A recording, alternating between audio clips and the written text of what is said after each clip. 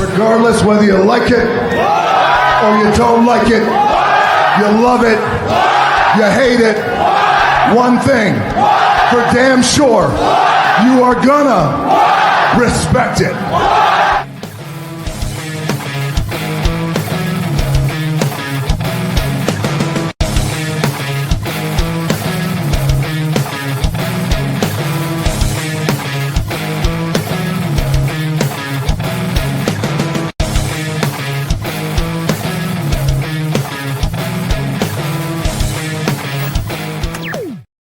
Yo, what it do? Welcome back to All the Gold Podcast. I'm your host, Derek J. It's Tuesday NXT review. We're not going to be real long today. This is going to be a quick video. Basically, Coop is not here. Coop is doing his thing right now, but he will be back tomorrow for the AEW review. Listen, we're going to kick off with NXT live at the LaFontaine Blue, Las Vegas, Nevada. I'm pretty sure people in Vegas are getting burnt out a little bit, but hey, man, we're here. They had a long weekend, a lot of wrestling events this weekend, and I think that's really the reason why the crowd probably was not as vibrant. Today maybe they have a little bit of wrestling fatigue, but we'll see. Anyway, we want to kick off the show. Like I said, it's going to be a real quick show, so we're going to kick it off with the recap of Stand Deliver, which I think was better than Night 2 of WrestleMania. I actually enjoyed Stand Deliver. They put on a great showcase. All the talent, all the boys and the girls of NXT really did their thing. And I didn't mean to say boys and girls, men and women of NXT, they did their thing. Very, very good outing from them guys. But let's kick off today's show with Liv Morgan and Raquel Rodriguez versus Gigi Dolin Tatum Paxley. This is for the WWE Tag Team Championships, the Women's Tag Team Championships. And basically, it was a good outing. Basically, they did a lot of back and forth, but it didn't really pick up until Tatum Paxley hit that 450 splash for the near fall, and Raquel broke up the pin. And then when Raquel broke up the pin, she hit Gigi Dolin with the Tejada bomb. And then when she hit with the Tejada bomb, she picked her up, leaned her against the ropes. Liv came in, hit the Oblivion for the 1-2-3. I knew that this wasn't going to be a title change. It's no way that you take the belts into WrestleMania, lose to Becky and Lyra Valkyria. Then you go back to Raw, you pick up the win from Becky and Lyra Valkyria, and then go to NXT and then lose the championships to Tatum and Gigi. I don't know, man. I knew that I thought eventually they was going to break up Liv and Raquel, let them go their own separate ways. Maybe that's what I thought. I was, probably in the Judgment Day story right there. I did not know that they were going to win the belts back and keep them as a tag team. They're probably going to do that for the long run. So I'm anxious to see what's up next for Liv and Raquel, but they actually put on a good show tonight. Like I said, I like them as a team. Right now I do like them as a team. So we'll see. Up next, Lex King had a backstage with Penn and Teller. Says he has to defend the Heritage Cup to get it back. And Lex is like, what? I'm not doing that. I want my cup now. He said something where you got to say the magic words. So he said the magic words, and he gave the title. He gave the Heritage Cup back. So when he gave him the Heritage Cup back, but he said you still have to defend it against a mystery opponent. So I'm thinking, okay, somebody's going to debut, maybe a return. Don't know who it is. And I completely forgot about this person until they revealed him. So I will get to that later on. A couple backstage segments. Miles Bourne was shown backstage. I forgot the female with no quarter catch crew. I forgot her name. You got to forgive me. She really doesn't do that much. I want to say I can't forget it, but let me see if I can pull it up real quick. NQCC NXT and no quarter. Ren Sinclair, that's her name. I'm sorry. So he was backstage with Ren Sinclair, and then all of a sudden, Dark State comes up. So when Dark State comes up, they're trying to intimidate him while she was standing there. But your boy Javon Evans came out and he said, hey, man, I'm looking for a fight. You know what I'm saying? So he said he'll back up Miles Bourne and go talk to Ava, set something up later on the program, which I think was pretty cool of Javon, you know what I'm saying, step up against Dark State. I really don't like Dark State. I think they're corny as hell. I don't really know that much about them. They seem like they're trying too hard, and it just doesn't seem organic to me. Maybe it do for some people out there, but not me. I'm not feeling them at all. I think they feel like Retribution. Actually, Actually, they might be a little bit worse than Retribution. To me, I think they're just trying too hard. Maybe it's just me. Anyway, let me stop being an old man and being grumpy. Ricky Saints was shown next on the next segment, cutting the promo on Ethan Page. And out comes Lexis King. So I'm like, okay, what's going on with this one? Because Lexis King was just talking about having a mystery opponent. I'm thinking Ricky Saints, but actually he cuts a promo saying that he will put up his Heritage Cup against Ricky Saints for Ricky's North American Championship. So I'm thinking, okay, title for title, that's going to be cool for next week. And then they actually set it up for next week. And I thought it was going to be Lexis King and Ricky Saints for both cups, but something happened later on in the program where that changed everything. So I will get to that in a second. Overall, I thought that promo was it was a little bit, I'll say it was 50-50. I didn't really put that much stock into it. I thought that they was, going to have a match tonight, but they said it for next week. So moving on, looks like it's tension within Fatal Influence with JC Jane and Fallon Henley. JC Jane has been mouthy a lot lately, and Fallon starting to take notice, and now Fallon's starting to, go against JC Jane at the moment. So I think they're showing cracks within the stable. So we'll see where that leads. I'm thinking that maybe they probably start showing more tension each week, and then they finally break up probably by Battleground. So maybe that will culminate between a match between them two. So we'll see. Lexis King was shown again in the ring and waiting for his mystery opponent, and out comes Noam Dar. Now I completely forgot about Noam Dar. Forget that he was injured, but yeah, he came back. He didn't come back to a loud pop because that crowd, like I said, the crowd was kind of sluggish. They was kind of dead. You know what I'm saying? So basically, he gave it his all, man. It was a quick match. It wasn't really a long match. Gave it a lot, some back and forth, some good spots. Lexis King actually lost. He lost the Heritage Cup. So Noam Dar recaptures the Heritage Cup. Lexis King lost the cup, and then after that, he tried to he licked his hand or something like that. I think, if I'm not mistaken, I think he licked his hand and tried to rub that Beijing, the stuff that people get to filling them weak ass beards they be having. Try to rub it over the face, but you're not gonna lick your hands and put your saliva on me. That's crazy. So that was my AO moment of the night. So next up, next segment, Roxanne Perez was backstage, and she said the Raw after Mania was her time to shine, and she felt like she got upstaged and robbed by Stephanie Vaquer. And she makes a point though, because I thought that Roxanne was going to be the only one being called up yesterday, but Stephanie outshined her. That's my girl. So Stephanie came out and fought Io Sky, but Roxanne said that should have been her. She was kind of mad about that whole situation. Anyway, she continued to keep talking about Stephanie and talking about how she knows that Stephanie is feeling the pressure of being the champ, all the media and all the dates that she got to commit to. And she knows about being the pressure and being on top of NXT, and that she basically have, that experience, and she wants her championship back. And basically she's saying that she's going to be the next 4-time champ and show why she's the prodigy. So I was looking forward to that match because I like Roxanne Perez. She does put on a good show. She can really wrestle in the ring. So I was looking forward to that match later on. But moving on, we had Fallon Henley and Thea Hale, and they were in a quick match. And basically, it was a short match, real quick. I didn't really put that much stock into it, but I know Jasmine Nix at the end, she distracted the official, and then JC Jane tried to kick Thea Hale, but Thea moved or ducked out the way. Then she wound up hitting Fallon Henley. Fallon Henley hit her shoulder and her head on the back of the steel steps. And, Thea Hale picked Fallon Henley up, rolled her in the ring, and then hit her with a Kimura lock and made her ass tap out.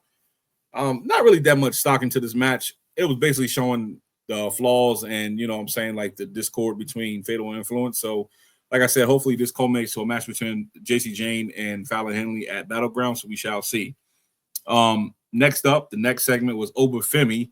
Obafemi cut a promo, and basically he was giving Javon Evans his props, saying that he was very, very impressed with him. Basically, I'm just paraphrasing, saying that he was very impressed with Javon Evans, said his best days are ahead of him, and that he really is the OG. So Trick came out, and he challenges Obafemi. So I'm like, damn, another Trick segment. He's coming out. You know what I'm saying?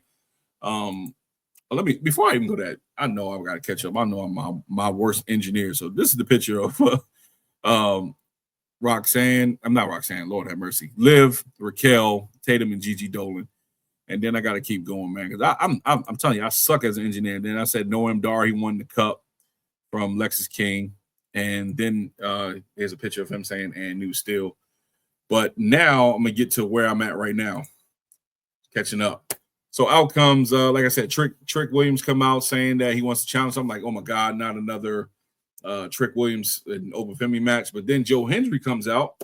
That was the big surprise, and I know I just ruined it right there. But Joe Hendry comes out, and basically Joe Hendry was like, hey, man, you know, I got some, you know, you changed. You're not the same person that you were in the fall. You feel like you're not hungry anymore. I feel like you're not hungry anymore, and you're entitled. And they say you've been whiny real, you know, lately you've became a whiny bitch. And Joe Hendry's where he became a whiny bitch.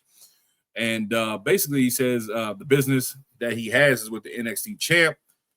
So they both start beating up on Trick, and they threw him out the ring. So I'm sitting down, okay, so maybe this is just they're writing Trick off. You know, maybe it's time for Trick to go to the main roster. This is what I'm thinking. This is because I've been hearing rumors too. Anyway, they both beat him up, and then I'm looking at, okay, so two guys just beat you up, and you know what I'm saying, you're basically stronger than Joe. So you know, he just stood there on the ramp, and I just didn't understand it. Like, why did you stand on the ramp? Like, you stood on the ramp, and when you stood on the ramp, you look like a bitch standing on the ramp. You just staring at them while they was just staring back at you. Like, are you going to do something? I don't know, man. I thought that whole segment was like that ending part of that segment was weird, but it was good to see Joe Hendry. It's good to see the TNA champ getting showcased. And a lot of people, you know, they had a problem with Joe Hendry losing to Randy Orton at WrestleMania. I didn't have a problem with Joe Hendry losing to Randy Orton. I think it was a good showcase for him. I think I explained it on the WrestleMania review. I think it was a good showing for him. You know, it's good exposure for TNA. You know, you're not going to beat Randy Orton. It was his 20th anniversary. No matter who he faced, he was not going to beat Randy Orton. You know what I'm saying? You basically was going to get showcased. He was going to go. He was going to, you know, go over anyway. So I think it's a good showing for Joe Hendry, man. Like, a lot of people start putting their eyes on TNA again. He got his spot at WrestleMania. You know, a lot of people can't say that. It's a lot of active wrestlers in WWE right now who are good, who couldn't even get a spot at WrestleMania. So, like I said, I had no problem with it. Big ups to Joe Hendry, man. Like, a lot of people are just like trying to, you know, make it seem like he was just like got exposed or something like that. You know, whatever, man. I think it was a good showing. But yeah, Trick looked stupid. He just looked stupid on the top of the ramp. And then I'm gonna get to what he did later on in the show. I'm gonna try to keep this quick, guys. So Stacks was shown in the desert, right? And I'm starting to enjoy this whole mafia type style of promos and stuff that they're doing. Basically, Stacks was in the ring, and he's not in the ring. He was in the desert, and he invited Luca Crucifino out to the desert. So then it started to click in my mind. I said, this seemed like a damn skit from the Goodfellas, you know. Anybody remember that? Well, baby, before I get into that, Luca asked Stacks, why did you do it? And Stacks was like, you know why I did it. And then the screen, Luca said, oh, and then the screen went blank. So immediately I'm thinking they're picking parts from different mobster movies. So this one, I'm thinking they did something from Goodfellas. Because you remember, like, in Goodfellas, I believe it's Goodfellas. If I'm wrong, correct me. But I believe in Goodfellas, it was the scene from when Tommy DeVito, played by Joe Pesci, when he played Tommy DeVito, and they brought him and his brother in the cornfield, and the old gangsters was beating him with baseball bats, so they killed him. I'm thinking they're trying to do they're plucking from there. I don't know if they're not going to kill Luca, but they were plucking from that movie. That's what I'm thinking. So, you know, correct me if I'm wrong, but that's what I'm thinking. Anyway, whatever. So Ruka and Zarya is shown backstage next, and they cut a promo, you know, just basically congratulating Sol Ruka on her win at Stand and Deliver for the Women's North American Championship. So out comes Liv and Raquel. And then they was like, you know, just saying, hey, maybe that Sol can give Zarya one of her belts. And then Sol was like, nah, I think I'm looking forward to adding something to my collection. As you talking about the third belt and talking about the women's tag titles. So Liv and Raquel just busted out in a big laugh. And Liv was like, man, we got to go. We've been here too damn long. So they basically left and just laughing at them and left out the ring. But Liv and Raquel, man, they starting to grow on me. Like, I'm starting to like them a lot more and more each time. So then we go back to Trick. This is what I was talking about earlier. Trick, in the next scene, Trick came and he crashed out backstage. I don't know what happened because my screen, I don't know if you guys, maybe you guys can let me know what happened. But only thing I heard was the audio. Ava was screaming at him, telling him you got to leave. Because my screen went blank. It was like dark, but you still see the CW sign. So my screen went blank. I don't know what happened. I couldn't see what happened, but I can hear it. And she was basically telling him you got to leave and all this stuff like that. And he was just throwing stuff around, just making a mess backstage. So he's starting to crash out. They starting to make him look like he's a crash out character now. So anyway, Javon Evans and Evan Bourne was in the ring, and they came down. That was the next match. Excuse me. Javon Evans and Evan Bourne versus Dark State. I really didn't put that much stock in this match. It wasn't long, it wasn't short, but it was like mid, you know what I'm saying? Like, as far as the length of the match. And the action was okay. I always like to see Javon Evans in the ring. I'm not taking nothing from him. I just can't get with Dark State. Dark State to me are whack. They have no kind of they don't have any substance for me. I think they're Retribution 2.0, in my opinion. But anyway, Dark State got the win, and they pinned Miles Bourne. So anyway, my gripe with the whole thing is that No Quarter Catch crew, Tavion Heights and Charlie Dempsey, was standing at the top of the ramp looking at Miles Bourne. I'm like, yo, what's going on? Like, you see your boy in the ring, y'all didn't even come down here and try to help them. There's 4 of them in the ring. At least maybe Javon could have got up and helped you guys. It would have been 4-on-4, but you looking at, I'm like, man, that shit was whack. Them just standing there looking. So anyway, whatever, man. I didn't even care. Moving on. Ava grants Josh Briggs and Inamura a tag title match against Hank and Tank next week on NXT. And that's all due to Inamura tricking Ava, saying that his contract is almost up and he wish he can be a tag champion with Briggs. Briggs came in and said, yo, what was that? And Inamura was basically saying, like, it's old Japanese trick, stuff like that. So basically they just got a title match. Let's see. I didn't have one with Javon in them. So, okay. So my next picture right here. This right here is a picture of Tony D'Angelo. Like I said, they really getting into these mob type promos right now. So Tony D'Angelo had a segment with Rizzo and said she needs to go and hide out and be safe. And that basically have 2 people in the lobby that he trusts, and they can get her to a safe house. And basically with this whole thing, I see what they're trying to do. Like I said, they're plucking from movies, and it's like a civil war coming within the D'Angelo family. That's what I see happening next. And basically, with all that, Rizzo I think she feels a certain type of way, like, she can help, but Tony doesn't want her to be, he wants her to be safe. So he's trying to keep her safe, and he's basically taking her to a safe house. I see where they're going. Like I said, they're going to do some type of civil war, but I need a little bit more. As far as, what I'm saying, like, I know they're going to build up to it. This is basically the start of it, but I want to see more. Like, I got to know what happened to Luca, because they cut to it, and it just left a whole like void for me right now. So I can't really touch on this like I want to, but I'm interested to see where it's going. So I'm interested to see where it's going. Moving on to the next segment, Ricky Saints was seen backstage, and he was talking about Noam Dar and talking about how he lost the Heritage Cup. Up comes Ethan Page, and then he gets blindsided by Lexus King. Lexus King hit him in the back of the head. He fell to the ground, punched him a little bit, and then Ethan Page walked to him and says he will continue this at another time. And then basically, I think, at this point, I think we're still going to get Ricky Saints versus Alexis King for the title, but it's not going to be for the Heritage Cup, because he lost that one earlier to Noam Dar. And he lost that one to Noam Dar. So basically what's going to happen is that he's going to challenge him for the NXT North American Championship. And that's it for that one. Andre Chase was shown, and he opens his briefcase, and he sees the Chase. Well, we see the Chase U University shirt, and he yells, "We're back!" But at this point, I don't give a damn, right? I don't give a damn. Y'all took too long. Y'all drug this on for too long, and I lost interest in it. Now, if you would have done it maybe a month ago, maybe a month and a half ago, when he was going through his thing, where he was like depressed and stuff like that, then I could have got invested. But at this point, I don't even give a damn no more. Next, Roxanne Perez versus Stephanie Vaquer. And this was a nice showcase right here. Nice, good match between the two ladies. Both former NXT champion and Roxanne Perez, former NXT, well, I say former, current NXT champion Stephanie Vaquer. Nice showing. They both, started off a little bit slow, then they picked up. But I think when Stephanie's in the ring, she tried to tell the story. But the part that caught me and it picked up for me is when Stephanie pointed at Booker T and she was doing those ass bombs. I call them ass bombs. And Booker T was like, yeah, It's so hard to do Booker's voice, man. And that should make my voice drop, man. But anyway, Stephanie pointed at him and just to get him going.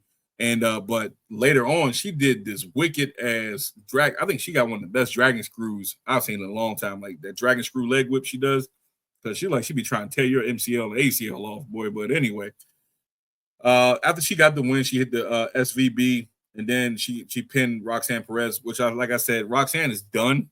Roxanne is completely done in NXT. I don't care what you say. There's nothing else for her to do in NXT. At this point, she's going to get called up to the main roster, I believe. She accomplished everything she can in NXT. So anyway, she's going to get called up. Stephanie pinned her.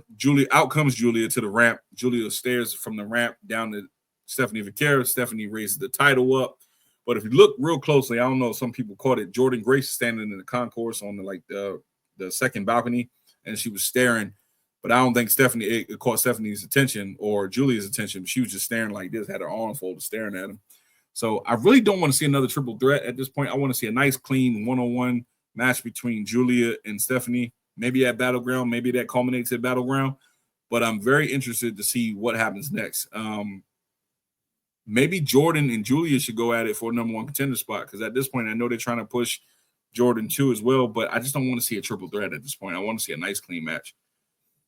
Ladies and gentlemen, this was my NXT review. I'm so sorry that, like I said, I'm a little bit tired. You know what I'm saying? We've been doing this all week from last Monday all the way through WrestleMania, all the way from night after WrestleMania tonight. Then we got AEW tomorrow. So if my energy is down, I do apologize. I'm a little bit tired, but I got through it.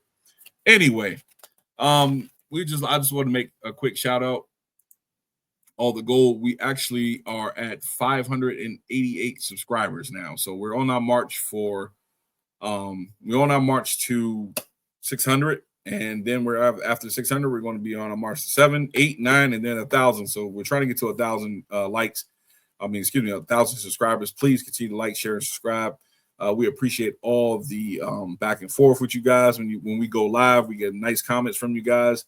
You guys are liking our TikToks. You guys are liking our Instagrams and our Facebook posts.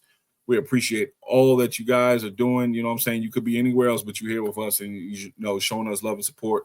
We just started doing this probably like 2 months ago, and you can tell that it gets better and better each time we get on, except for tonight, because tonight I'm a little bit tired, but we get better and better each time we get on. Only thing we can say is just thank you so much for your kindness, and we appreciate you all. Anyway, we're trying to reach out to our 500 subscriber. I don't know if he or she has got the message. Coop send it out. So we're trying to reach you 500 subscribers. So please, if you're out there, please give us your contact information so we can get your address and stuff, and we can send you the thank you gift that we have for you. And some other things. Also, we got some change to some music coming up. We're going to change the music up a little bit for our intro. And we also we're going to have some more guests on, and we're trying to get some collabs going on for different podcasters. So look out for that too as well. And trying to see what else we got going on. Yeah, but I think that's it for now. But anyway, tomorrow we're going to be recording the AEW review. We're not going to go live for that one. But Friday, we are going live with the Friday night SmackDown review. So look forward to that with you guys. And we're going to be doing that live, taking comments and everything too as well. So that's it for the NXT review, guys. Like I said, I do appreciate you. I do appreciate your time. And listen, thank you again. And I will see you. Peace. Peace.